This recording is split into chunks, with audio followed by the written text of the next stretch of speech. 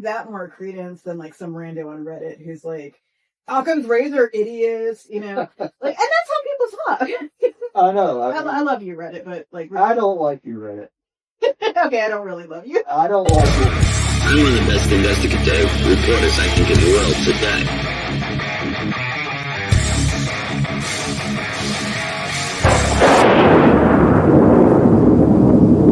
Well, I will say, like, having looked at a lot of Reddit comments, and Occam's razor, that phrase has come up so much for me reading it over the past 3 days that I'm like, if I never hear this phrase again for the rest of my life, I'm good. And most people use it in such a basic way. Simplest explanation tends to be the correct one. And that's a very vague, general kind of idea. It's different than that, really, but that's enough for parlor games. What just happened was Netflix came out with a new documentary. 3-parter, which was which premiered on the 16th. Right. I think it's called Amy Bradley is Missing. Amy Bradley is Missing. Yes. This documentary, if you haven't seen it, has some newer stuff in it. But curiously, I left out some stuff that was part of the story before. Pretty significant in some cases, which I thought that was interesting. What I was really interested in processing here is what was new in this documentary, especially for people that have followed the case for a while, the new information, what was left out, which is equally curious to me. Well, one thing that was new was that the guy who was the diver and was cleaning his equipment on this secluded beach, in previous tellings, he followed them up to a nearby bar, cafe, something along those lines, and he followed them. And in that telling, he was sitting nearby, and he felt like she was trying to make him see her tattoos. In this documentary, that was not included. But instead, what was included was something that's happened since then. This guy has a background in IT, and he teamed up with a guy in Australia who's fascinated about it and started a website. And together they thought, well, we have the ability to track IP addresses. Let's see who's going to the website. And to me, this was really the biggest reveal of the documentary. They noticed that someone in Barbados at this IP address keeps going back to the page. And not only that, but they noticed that there was a spike of hits from this address around holidays, around Amy's parents' birthdays. So Thanksgiving, Christmas, birthdays. And that whoever this was staying on those pages and looking at photographs of her family for a long time. For like 40 or 45 minutes at a stretch on a particular page. Yeah. And what that guy explains also is that he had the idea, once they realized that they could kind of track this and maybe get a sense for who was there, of specifically putting current pictures of Amy's family on the website to see who that would attract. Now, they speculate that this could be somebody who was involved in her abduction or knows something, who's just following this. Maybe out of guilt they're going on those days, or maybe, they're just following it for that reason. But it could be her. It definitely begs the question there. I don't remember if they said that those hits were still happening as of the time they filmed the documentary, which must not have been that long ago, because I know the brother mentions he's about to turn 49, and he and I were in the same grade, so...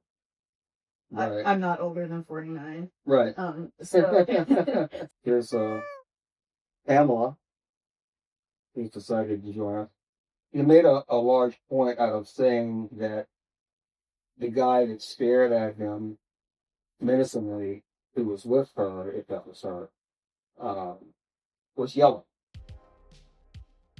And I don't remember him saying that before. You said that you thought that maybe in like one of the past tellings, when you'd heard him telling the story, he had at least indicated that he thought the guy looked like him, or it could be him or something. See, we're shooting this without having rewatched all the old documentaries, so we have to kind of remember what we know about it. But he was very clear in this that was him. That's the first time I've ever heard him be that concrete about it. Yeah, and I'm like, well, why is he so certain now that that's him? And also, why did they include the part about the outdoor cafe or cantina? I mean, that's very compelling as well, and he didn't even mention it this time. Well, it is, and part of that, what made that compelling, is that he went and he was taking note of her tattoos. They mentioned that he marked them. That's the language they always use, so I don't know if that he wrote them down or made a mental note or what that exactly means. But the implication there was that he got a very clear look at very specific tattoos that matched the ones. And the thing you have to remember is And I think we talked about this before. He may have mentioned it in this sitting as well, but it just got cut out by the editor.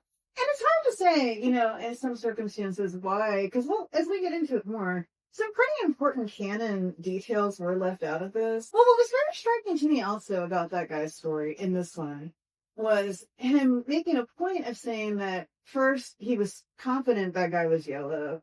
And secondly, that part of what made him really take note of this, in fact, he said if it hadn't been for this, he might not have really thought anything of it, but the way that this guy was staring at him, that he was giving him a real glare, a real menacing stare. And that was what kind of tipped him off that something, could be going on here. Is that I do find him to be the most credible. Yeah. He seems the most credible on paper. He's very sure of himself. He seems so confident. It's like I told you, I definitely think he believes what he's saying is true. And this is one thing that, I think we talk about a lot with this case is that eyewitness testimony is notoriously inaccurate. And so this happens even when people have good intentions. It's not that we're necessarily insinuating that people have deliberately presented misinformation. Exactly, yeah. But for a lot of different reasons, I think eyewitness testimony is proven to be very inaccurate. Your brain doesn't seek truth so much as it seeks consistency. And so it'll sacrifice truth for consistency without you knowing. But I find him to be still the most credible. The impression that I get is that this was the first lead that came in that was credible enough that it really started to maybe convince people that it was worth pursuing the idea that she was still alive. This was the most promising thing, right? Yeah, without a body and with the family grieving, they want to see her as alive. Which gets us to one of the second pieces of new information, which was the Navy guy. But it's the first time we've ever seen his face and his name. So it's the first time he's ever been publicly identified. It's the first time we've ever heard him tell the story in his own words. And there are some notable differences between the way this story has been presented in the past and the way he told it. And I have a couple of different feelings about him. Because I want to recap just very quickly. A lead had come in from a petty naval officer. He reported that he had gone into a brothel, that a young woman had approached him and was kind of frantically trying to talk to him and saying, "My name is Amy Bradley, I need your help." He told her to go to the port or something, or, suggested that she go there if she needed help. And then she was saying, like, "No, you don't understand, I'm Amy Bradley." And then some mysterious man came over and kind of like took her by the shoulder and let her off. And that this person didn't report it because they didn't want to get in trouble for having been at the brothel. Yeah, because they weren't supposed to be in a place like that. Yeah. And this is probably just something that I erroneously came to. Some of the documentaries or specials that I've seen in the past that told that guy's story, in the reenactment, they had like a very young person playing him. And so I always pictured that this was like some young guy. Maybe he was just nervous and didn't know what to do. I was very surprised to realize that he was at that point like an 18-year veteran in the Navy. So he wasn't a young buck, Yeah. And it wasn't his first rodeo, which I think is what made this interesting to me, is that to hear him tell the story, I was always picturing somebody who was kind of young and naive and didn't know what to do with this situation and was afraid. And at first, this made his story more convincing. But then when I started thinking about it, I was like, I don't know. Now I'm stuck in a loop here because he'd been in the service a long time. He'd been to a lot of establishments like this. He kind of knew the drill. He had this kind of detached weariness about it. So he describes walking up to it, being able to tell the telltale signs of there was a hotel and a bar downstairs, and he kind of knew, what was up. And so he talks about there being a guy at the door with a gun who let him in. So he says he came and he sat down, and 2 women came out. The 2 women came and sat with him. And one got up, and so he was left at the table with the other one, who started telling him she identified herself as Amy Bradley. She'd gotten off the boat to try to score drugs. She was partying with her brother. She kind of got mixed up in something, and now was being forced to work here because she owed money. His response to that was, I'd been in a lot of these places. I've heard these stories a million times before. I didn't take it seriously. Everybody's got a sob story. And then he says that the other girl came back to the table.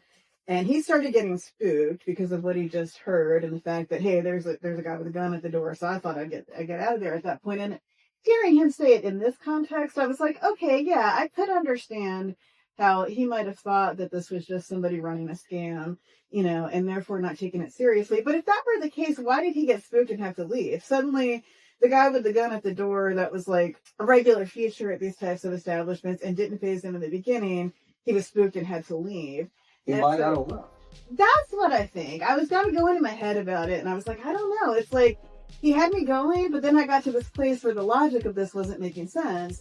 And the only thing that I could think of was that he didn't actually leave. He went there for a reason. He completed his mission, but he either didn't want to tell people that, or he did share that with the FBI, and they didn't necessarily feel it was pertinent to share that part of it, or something like that. Then if he did stay, was he actually with Amy? That makes it weird as hell. It's like, or did he pick another girl? If he actually was with Amy, he'd be incented not to tell what happened in that encounter, because that was confirmed and was with her, and that just makes him too much of a jerk, No matter what, every decade he lets out a little bit more just to be a stand-up guy. Is it possible that it was some other girl who gave him a different name, but he's just remembering this differently because it was somebody who had a similar story and was asking for help, and the timeline matched or something, so he's kind of transposing different things on there. I think this guy is telling the truth as he believes it.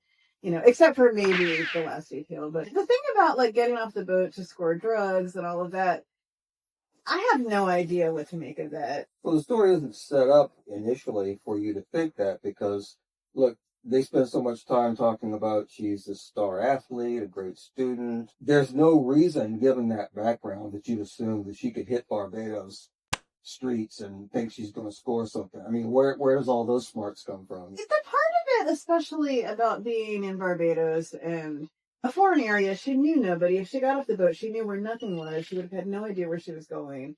Now, unless if somebody came with her, she was being escorted by somebody, and that's where everything happened. But, yeah, I do find it... Even that, it's like, really? You're going to so easily step completely out of your world into this nether world of who knows what? I will say that the possibility of a drug deal of some sort, it does give me some maybe idea of why she might have been connecting with Yellow again a few hours later, early in the morning. If that story's at all true, if those girls did see her. And another thing that was left out are the other witnesses that have been said to have seen her. There are people that said they saw them in the disco together. There were the people that said they saw them waving from the deck. So it wasn't just those girls. And in trying to understand why she might have met up with him again that morning, adding the possibility that maybe she was going to buy drugs from him, or they were going to do drugs together, or, something like that. I do think she might have met up with him to like buy a bag of weed, Well, it's hard to think that she was hitting stuff that is so serious that you got to buy it on the streets of Barbados, And what the hell was she looking for? Yeah, it's hard for me to believe. I mean, exiting the boat, like it's the whole thing by itself, right? Because Yeah. it was like, we were talking before, the last place she was seen really definitely is probably the room, because I think we can believe her father, for sure. Absolutely. Right. Yeah. He thought he saw her legs when he looked through the door onto the balcony, and he probably did, right? But half hour later, she was gone. After that, yeah, maybe these new people saw her too, but who knows, really, But we know she either left the boat over the railing or down the gangway. Yeah. I mean, let's say for the sake of argument that there was something nefarious going on. It's unlikely to me, at least, that he was the whole ball of wax, because he works on the boat. He has to come back on the boat. If it was trafficking, he was clearly working with somebody else. And if that were the case, I would assume that the situation was such that he had a very specific link in the chain, and that's what he did and nothing else. And there's a firewall there. And once he hands her off to Joe Blow, then it's in his hands, and I got nothing to do with it now. And he takes her off the boat and whatever. I do feel the need to say this, because I think that idea of people who push back on the sex trafficking idea is that they're also kind of implying that people that think that are being reactionary and alarmist, and maybe there's a little bit of colonialist view of, this idea of the Caribbean as being kind of lawless and predatory and missing white girl syndrome and young white girls being at risk. And I'm like, okay, I can agree that I think that is a stereotype that gets overblown, but sex trafficking does happen everywhere. An unusual set of circumstances, whether she jumped or trafficked, whatever it was an extraordinary turn of events, right? Neither scenario is very likely, but clearly one of them happened. The FBI and the family knows things that we don't, Yeah. So it's like when they say that they think it could be credible and it is a lead that they are not willing to throw out that this was a trafficking situation or an abduction situation, and they've taken it seriously enough to follow up on these leads, I give that more credence than like some rando on Reddit who's like, Occam's razor, idiots, and that's how people talk. I know. I love you, Reddit, but like... I don't like you, Reddit. Okay, I don't really love you. I don't like you at all. Yeah, I've seen some very negative comments about all of you people who believe that this was anything other than she fell overboard are morons and this is ridiculous. And I don't agree with that. I don't either. I mean, they could be right, but it doesn't follow. And I'm not saying that I absolutely believe that she was abducted. I don't know. That's the point. We don't know. I'm just saying it's but it's all on the table, man. I mean, I still leave a very, very small chance that she jumped, right? But I'm not willing to say 100% no way, because that's foolish. And I will admit, like, I have a bias that I don't want to believe that's what happened. There's a part of me that wants to look for a way that it wasn't that, But on the other hand, something that I credit the documentary with is that unlike, I think, other times that this has been explored in documentary or on TV specials, let's actually explore if suicide was a viable possibility or not by digging a little bit deeper into what might have been going on for her at the time. Yeah. And I do credit this documentary with being willing to explore that honestly. They were able to get into that a little more this time around because people were willing to talk. Yeah. But let me say real quick about the Occam's razor crew. Look, I'm a card carrying Occam's razor dude. You are, because you say that phrase all the time. Yeah, it's like, man, don't get me. So, but the thing about Occam's razor, people misuse it. I think it's like, because if you look at this in its totality and you say, well, it's a simpler solution that she jumped. Because if she jumped, then all this other fuss is meaningless. The simplest thing is she jumped. But that doesn't mean she jumped, Right. It would be simpler if the plane crashed on the way to the cruise line, but that didn't happen either. It's a dumb application of Occam's razor to make yourself sound like you had a college class or something. Yeah. With the possibility of jumping, I mean, I felt like the documentary did honestly explore that possibility. Although the documentary didn't take a stand one way or the other, I did feel like in an unspoken way it was kind of landing on the idea that was probably less likely. And there were a few people who were interviewed who knew her well, who did say it was a possibility, or I thought about it. The preponderance of the evidence painted a picture of someone who was not suicidal. Yeah, I agree. So what do you do with that, Occam?